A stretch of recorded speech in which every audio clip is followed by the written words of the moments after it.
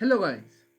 So here I'm back again with some another video. So this video will be particularly helpful for you when you are going to your supermarket or your laptop your vendor to buy some desktop or laptop PCs. So what is the partition of your particular operating system which you are working on, and what is that what is the type of a field?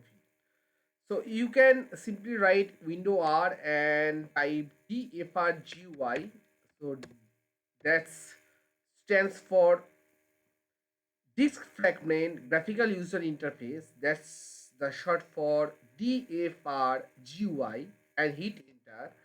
And as you can see that I am having solid state drive, and I am having four drives, C, D, E, and F. Yeah, that's the four drives I'm having, and those four are those all of those four drives are solid state drive SSDs.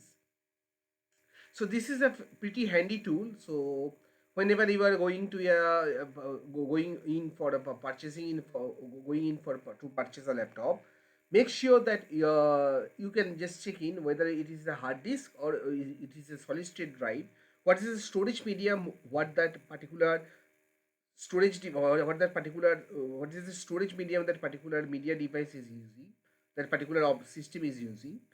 And you can invest accordingly, that whether we will be investing on solid state drive SSDs, or we will be investing on hard disks. So that's totally depends on your choice, on your preference.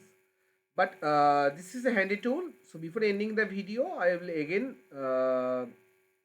run the comment one more time. So that's DFR, so disk fragment. So I want to know the fragments of the disk, my disk, and I won't be showing those disk fragment just as it is in a command line interface, but I'll be showing it in a graphicalized interface. So that stands for GUI, and I'll be hitting enter, and that's the drives.